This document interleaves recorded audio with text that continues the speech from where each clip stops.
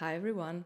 If you've been wanting to try sourdough but felt intimidated by all the equipment people say you need, so the bannetons, the Dutch ovens, the Danish whisks, all the things, I'm here to tell you you don't necessarily need those to make a good bread. And today I'm going to show you how to make a beautiful loaf using just the things you probably have in your kitchen already. We're also using just simple ingredients, so some flour, water, salt, and sourdough starter. This recipe is very beginner friendly. You can head over to my blog, stretchandfolds.com, to get all the details there, including the printable version of the recipe. And I suggest we just get to it and I'll explain everything as we go. So normally I use a scale when I measure out ingredients. Honestly, I'm a big fan of it. But in this recipe, I wanted to keep it as simple as possible, so I'm just using cups. I start by measuring out the water, then I add the salt and sourdough starter and give it a quick mix. Not to fully dissolve the starter, just enough to break it up a bit. Don't stress about chunks of starter floating around. They'll work themselves in when we mix the dough and then when we start stretching and folding. I'm using just a regular spoon here for mixing, nothing fancy. I stir the dough as far as the spoon will take me, and then I go in with my hands to bring it together a bit more. It's not proper kneading, but just enough to combine everything.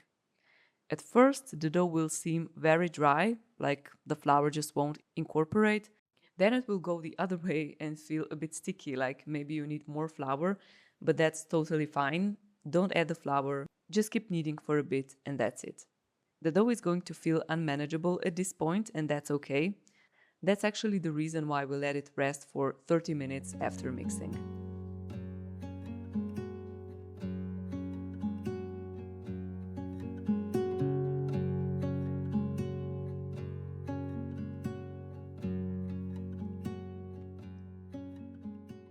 So this is something that you should strive to achieve when following this recipe. If your dough is more sticky than this, try to add a bit of flour at this stage. You can still do it. You will probably end up with a better result than if you don't, but then the next time do more flour in the beginning.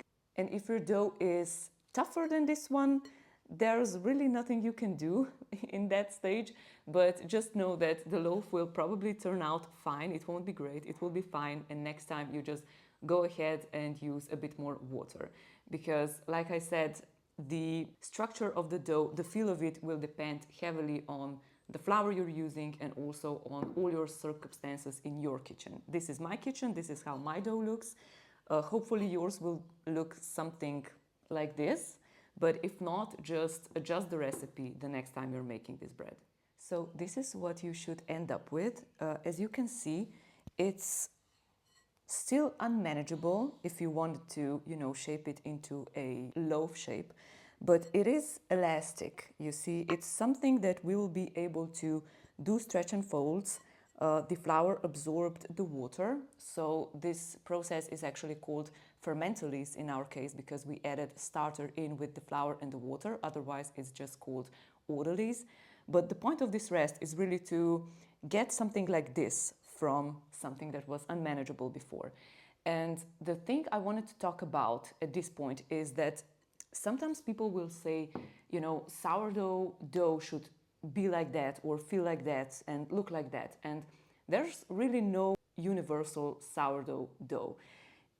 The way that the dough looks is the result of how much flour and water you're using. That's the most important factor. Of course, it depends on which kind of flour you're using, the humidity, the elevation, but those are smaller factors. But by far the most important thing is how much flour and how much water is in your recipe, and that is called hydration in sourdough baking.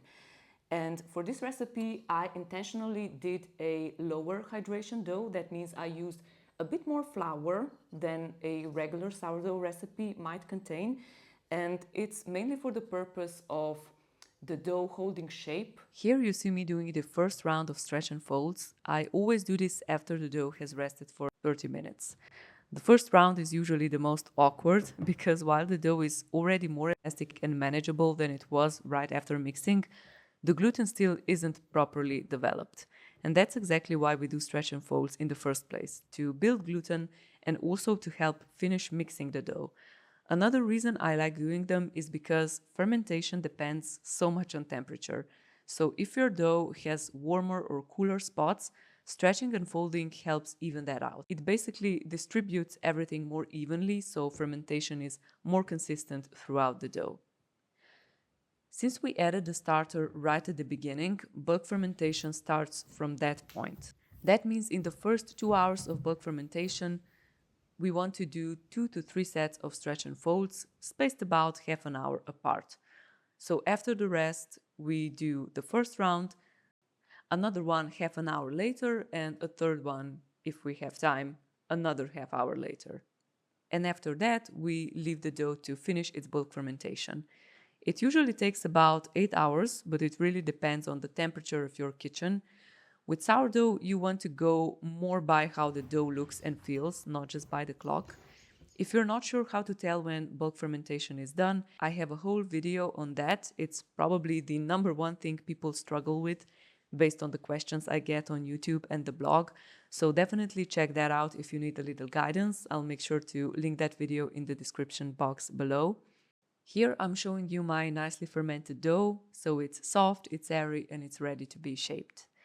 You saw me prepare my bowl by lining it with a tea towel and dusting it with a bit of flour. I'm also lightly flouring my work surface, just enough so the dough doesn't stick too much, but not so much that it just slides around. More flour isn't better here. We actually want a little bit of stickiness to help build surface tension, and you'll see what I mean in a second. I'm not doing anything fancy shaping-wise. The goal is just to take the soft blob of dough and turn it into a nice round shape. So as you can see, it's been a whole day. It's actually the evening now, and there was very little hands-on time. So from the time I mixed up the dough, I only did 3 sets of stretch and folds in the first 2 hours with about half an hour in between. And now after 8 hours, 8.5 maybe, the dough is nicely fermented. You saw that I had no problem shaping it. I just shaped it with my hands. Now, usually people use bench scrapers, which are very practical. I like them, so I suggest investing in one of those. This one is from IKEA and I love it. It just makes shaping easier, and it's also very convenient for dividing the dough. If you are doing something like dinner rolls or something like that, you can just divide it really cleanly. For the shaping, people usually shape doughs like this, and especially with, okay, but you can practically achieve the same effect with your hands if the dough is quite firm. So for this recipe that's beginner friendly, the dough is quite firm. It's not very wet, but if you have a wetter dough, you will have problems just shaping it with your hands. So in case of the doughs that are wetter, the correct term would be high hydration doughs. For those, you would need a bench scraper, but for this recipe, the hands work just fine. So now I'm going to put this dough into a glass bowl, which I lined with a tea towel. This bowl, just a regular bowl from IKEA. And I lined it with a tea towel just because the dough will probably stick to the glass if I put it right on the glass. And the function of the tea towel is also to absorb some of the water so that we will score the dough more easily before we go on and bake it. So we're just going to put the dough in here.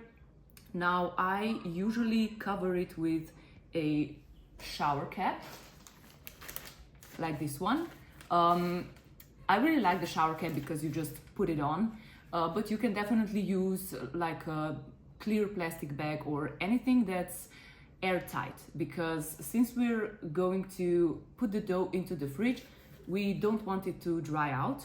So I suggest using a shower cap or a plastic bag. I'm not a fan of plastic, but in this case, it's really, really convenient because the wet towel can dry out really easily, and when it dries, the dough will start drying out as well. So after shaping, I usually do something called stitching the dough. That's what you see me doing here. It's really just a way to reinforce the shape by sealing up the bottom of the dough where it might pull apart a bit.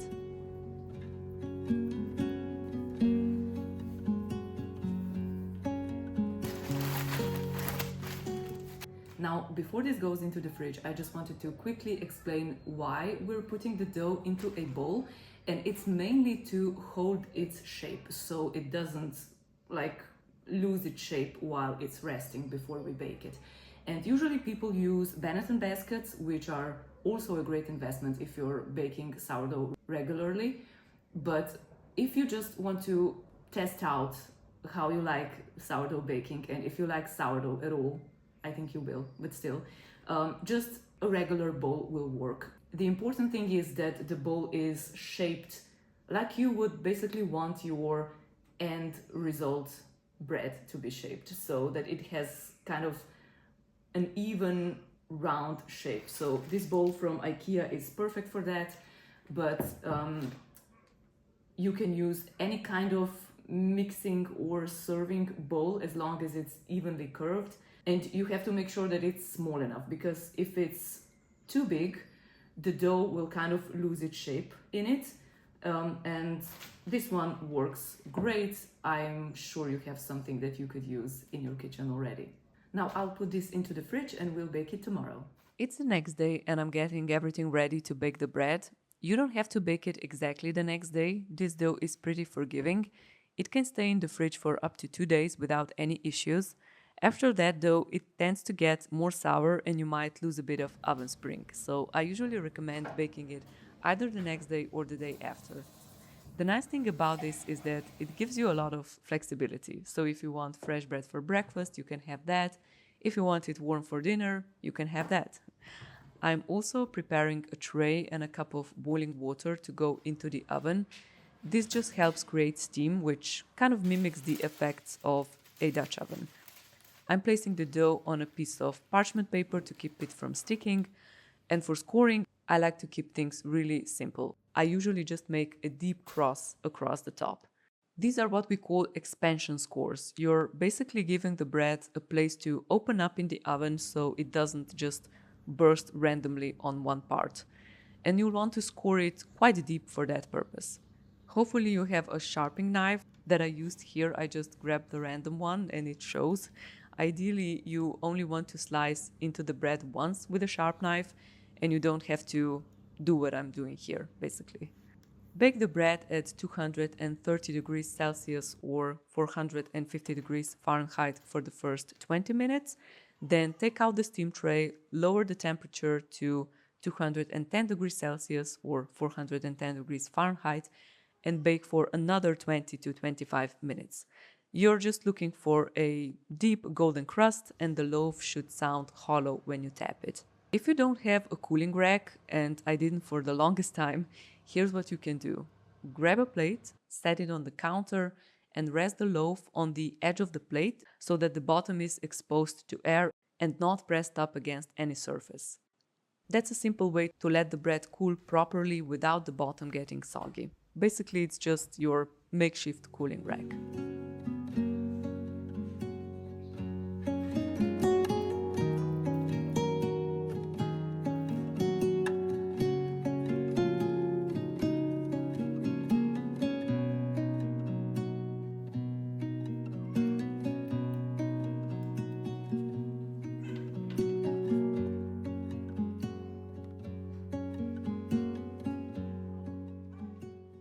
Okay, so this is the final result. I think this is a great looking loaf considering we didn't use any special equipment for it.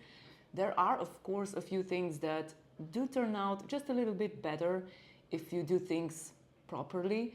But all in all, if you just try your hand at sourdough and don't want to invest in any special gadgets and tools, I think this result is great, and it's a very beginner friendly recipe. So I think if you're concerned about messing up the process, there's not really that many steps you can mess up, and if you follow the recipe, again the link will be down below in the description box, you should end up with something like this, or maybe even better, because my knife really wasn't very sharp, so it definitely shows on the scoring, but otherwise I'm very happy with it. I of course forgot about the most important part, the crumb reveal, so we're going to cut into this right now to see how the crumb looks like. So even without cutting into this loaf, I already notice a few differences.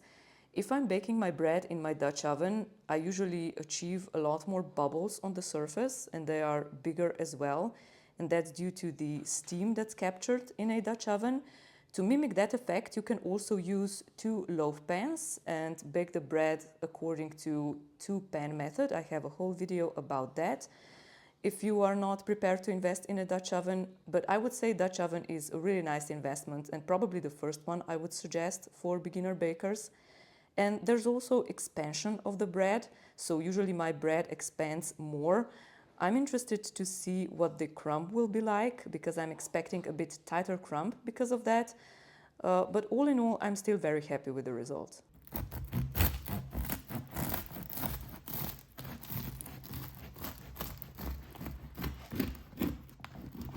I hope this tutorial was easy to follow and that it made baking a loaf of sourdough without any special tools feel doable. If you have any questions, feel free to leave them down below in the comments, and if you end up baking this bread, let me know how it went. I always read your comments and I always try to respond whenever I can. If you liked the video, consider subscribing to my channel, and I hope to see you next week. Bye!